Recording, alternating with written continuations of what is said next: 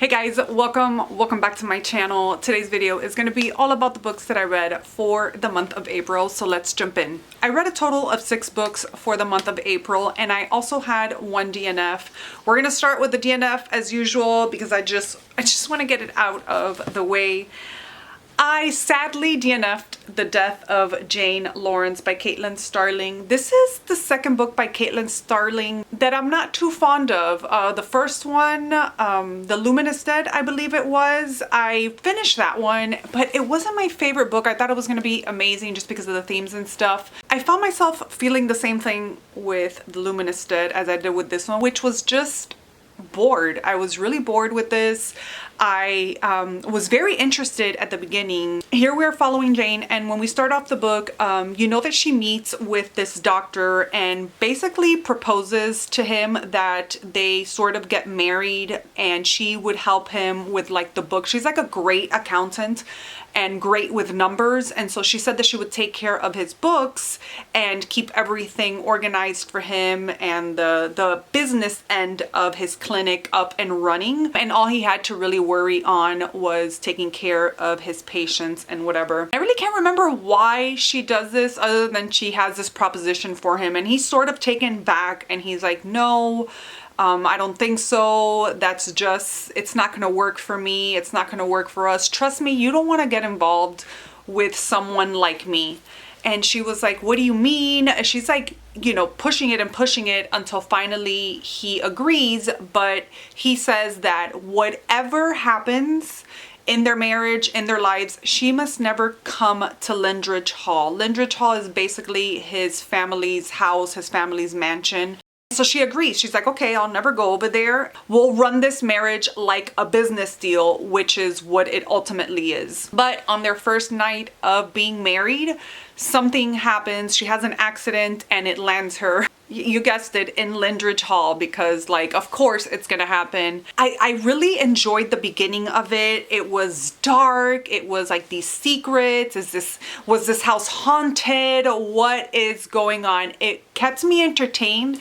But halfway through, I think I got to page 226. I got like 70% of the way through with the book, but I just did not care enough to finish it. It was really slow, and I hate saying that sometimes because you guys know that I like slow burns. I love a good gothic novel, but this one didn't keep me interested enough, and I was so sad. This was an anticipated release when I first saw it. Obviously it was an anticipated release because of the cover. This cover just really drew me in, but unfortunately the contents just didn't do it for me, and I'm just so sad about it.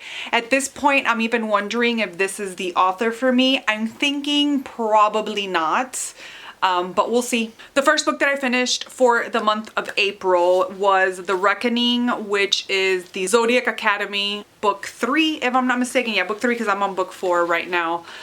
I'm gonna be honest with you, for the April wrap-up, there's a little lens. Can you see it flying everywhere? You might see Zodiac Academy book 4. I forget what the name of what the title of book 4 is. I think you're gonna see it in the DNF section.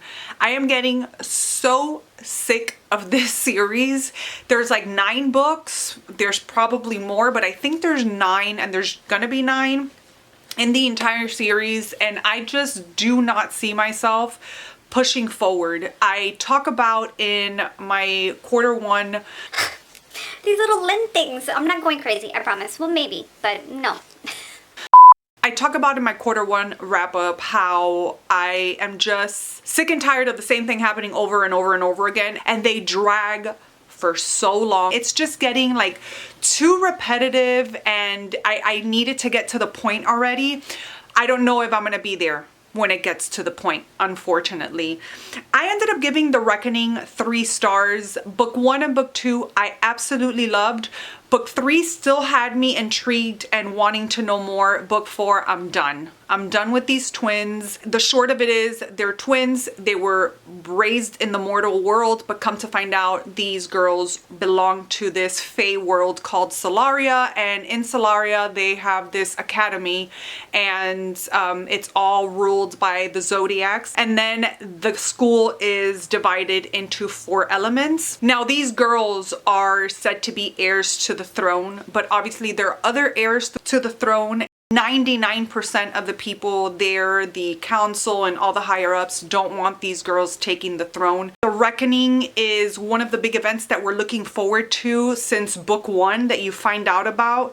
And it wasn't even that exciting, but enough about that. Then I started and finished The Ballad of Black Tom by Victor Laval. I thought this was just okay. I mean, it was a quick read. It has to do with this man. He has this job to deliver this like occult type of book to this lady in New York. He delivers the book, and after that, it's like he opens like this world of magic. It was kind of confusing at times. I liked the storyline. There was a back storyline between our main character and his dad. I liked that, but it was almost cosmic-y, horror-y. Sometimes that works for me, sometimes it doesn't, but either way, it was entertaining for the most part, but it read amazingly though. Like, this is my first Victor Laval book, if I'm not mistaken, and I really did enjoy the writing.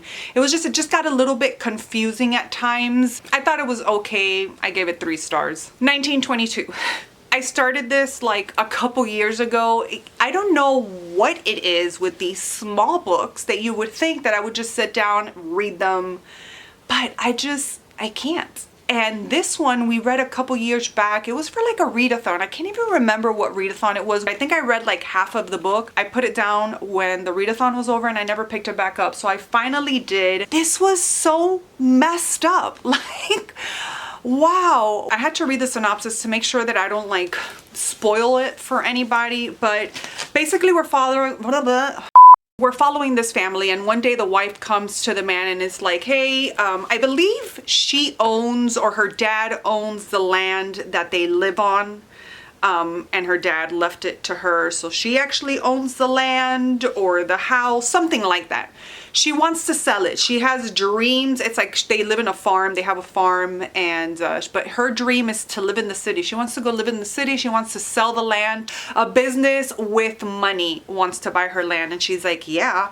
But the husband his dream is just working the land and continuing to work this land that he's been working for so long, and just retire there and grow old there and die there. Those are his plans. They get into like this big old fight, and he comes up with a plan. But he needs to convince his son of said plan, which is kind of fucked up. I could not believe what this man went through to try and keep this land, and what he put his son through. This was just wild. If you haven't read this one, please do. It's kind of gross at times too. It's pretty messed up. If you read this one, let's chat about it, maybe without spoilers. This was a wild read. It's like a slow burn, and it's subtle, but it's wild at the same time. Things that this man puts his whole family through. I highly recommend this one if you're a Stephen King fan and haven't read it yet, which I doubt. Highly recommend this one. I think you'll like it. I thought that when I reread this book, I wasn't gonna swoon as hard as I did when I read it the first time around, but I am probably more obsessed today with this book than I was when it came out and I read it. Empire of the Vampire, yes, I read this beast again. I will continue to read about Gabriel de Leon for the rest of my life. This is a book that I will always go back to. I love it so much. I basically reread this one so I can start Empire of the Damned, which I am actually in the middle of right now. Gabriel, which is our main character in this book, will always and forever be a book crush of mine. The way he talks, the way he interacts with the vampires, the leeches, it fills me. Ultimately, we are following the last Silver Saint. He is born of vampire and human, and in order to atone for this sin, for this monstrosity that he is, or they, because it's like a group of them, and they basically fight vampires. They're trying to atone for their sins because it's really not their fault that they were born how they were born, but they're trying to make it up to God, and they're trying to kill all the vampires. And it's just his journey as being the last Silver Saint. He is actually being interviewed by a vampire. Listen, the banter between these two, because Gabriel hates vampires with a passion. Like, he detests them. He thinks that he calls them leech, and just he talks down to them. He's been trapped, he's been in a jail, he's been locked up by some vampires, and the vampire queen sends her marquis to basically write down Gabriel's life story. So it's just him and this vampire sitting in a room, and him telling his story of everything that has happened from the minute he was born until where they are today. It's just such a fun journey. It has so many details. It's such a well fleshed out book. It doesn't leave any stones unturned. It's just so good. And when I tell you that I love Gabriel, I don't know if I've said that already.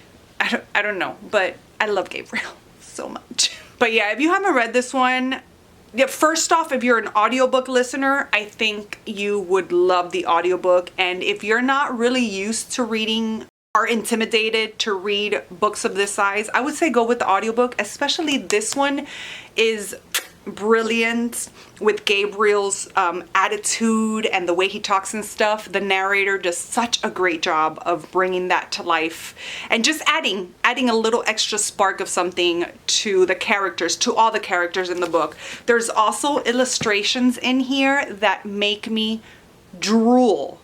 I'm still obsessed with this. One of my favorite books of all time, and I'm very much enjoying book 2 as well. I'm gonna stop babbling about that book. Then I finally read The Silent Woods. I actually read this book for April's Buzzwordathon word. Did that make sense? Buzzwordathon word for the month, which was, I think, nature, or like things to do with nature. That's why I picked The Silent Woods. I've had this on my TBR since it released a couple years back, and I finally read it. I ended up giving this book 4 stars. It could have been a 5-star read had something more interesting happened. It was just a slow burn following this father and this daughter. They are living in this little cabin in the woods. They're running away from something. Well, you know that the dad is running away from something. I believe the daughter is about 8 years old. Maybe she's even older, 11. And it's just a story of them living in this cabin that his friend owns. Him and his friends were in the military together, they were in war together, and so when the friend finds out of something that the dad did, he agrees to let him, friend, and his daughter stay at this cabin for free. He comes and brings them supplies once a month, and these two are just living in the woods by themselves. He's trying to raise this little girl. And you really don't know what's going on, obviously, until they reveal the big thing. When the big thing is revealed, it was a little bit of a letdown, but the atmosphere and these two characters, the father and the daughter, I enjoyed them so much that it made the book a 4-star read, even if it was anticlimactic, and it was also a little bit predictable. I kind of saw what the big thing was that he's running from. I kind of saw it coming, so I was a little bit disappointed with that, but still the tone of the book, the atmosphere, the setting. I love a good woodsy setting. It will always get me. I love an isolated setting, so I think that's why I love the woods so much. Well, one day in this book, the dad sees like footmarks, and he's like, there shouldn't be any footmarks here, like at all. So he gets concerned that somebody has found him. They're like in hiding all the time. They can't even go to the store. This poor little girl lives a life of isolation that's just, I don't know how she copes, but I guess it's what she's used to. This set of footmarks or footprints or shoe prints just turn their lives around, and you know, things that are hidden aren't gonna stay hidden forever. So it was fun. I gave it 4 stars, but I felt like it could have been better. And the last book that I read for April, which I just finished last night, was an anticipated read. I can't believe that I read it. You know what? I could believe that I read it already because this is an auto-buy author for me, and every book that I read of hers just tickles me pink. I have a few left in her backlist, but Leigh Bardugo is... I just love her writing so much. I love her so much. This cover, first off, can we talk about this? But that scorpion, that hand, the jewel, oh, I did. I loved it. I loved it. It wasn't 5 stars like I thought it was gonna be. There was something about the ending that left me kind of, but the rest of this book was just so good. I mean, look at these end pages. Come on, those end pages like just speak to my heart. Pomegranates. So here we are following Lucia, and she can perform little tricks and little magic on her day-to-day. She's a scullion, she works at this house, but at the house that she works at, these people don't have a lot of money. The lady of the house is abusive to them. She wishes that they were like in a better social place within the community. You know, she doesn't have money for like dresses and stuff, but she does have her scullion and her cook and her, I think that's all she has, like 2 or 3 girls that work in the house. One day she notices, the lady of the house, I can't remember her name, I just read it too. She notices these little magic things that Lucia can do. Like for instance, one day the lady of the house goes down to the kitchen and sees this burnt loaf of bread, and she gets pissed. But somebody comes to knock on the door, and when she goes to get it, Lucia, without knowing that her lady had gone to the kitchen, she goes and like puts her hand over it, says something or sings something, and revives or recovers the bread. Wow. I really don't know how to speak, you guys. I don't even know how I read. But when the lady comes back into the kitchen and she sees this, like she's coming back to bitch out the cook and this girl, like she's getting, like her day is made because she's gonna be yelling at her employees. But obviously when she goes into the kitchen, the bread is not burnt, but she's already started like yelling at them from like halfway across the hallway. And she sort of like sees the bread and she's like, what? She's kind of confused. But other things start happening like this, like little things like this. And she notices that it's Lucia. And so she starts thinking, you know what? I can better my social position with this girl. And so she starts inviting people to come over to see these little milagritos that the scullion Lucia does. But this catches the eye of a secretary, or he was the secretary. He's like a disgraced secretary to the king of Spain. And so of course this secretary, Antonio Perez, he's trying to get back in the good graces of the king. And so they're having this tournament with all people that can do little miracles like this, but they have to make sure that they're coming from God, because they're also within this war with England's heretic queen. And so he has to get in the good graces. He has this tournament to have one winner of these people that can do little miracles, and Lucia is one of these, of course. This poor girl is thrown into a world of magic and trying to win this whole tournament. So she teams up with this familiar that is known as the Scorpion, El Alacrán in Spanish, and everybody is scared of this guy. Obviously he's called the Scorpion, but anyways, Lucia gets in over her head. This was such a fun, dark, whimsical read. I loved it. I think I said this already, but the ending left me a little bit, I wouldn't say disappointed, because I can't say that I was disappointed by this book, but I wanted just something different, a little more and something different as the ending. But I did enjoy it. I liked the way it ended. I want to say that. I liked how it ended, but I wish it would have been something a little different, like, but nonetheless, it was amazing, amazing. Leigh Bardugo. So that's it, you guys. Those are all the books that I read for the month of April. Let me know if any of these are on your TBR.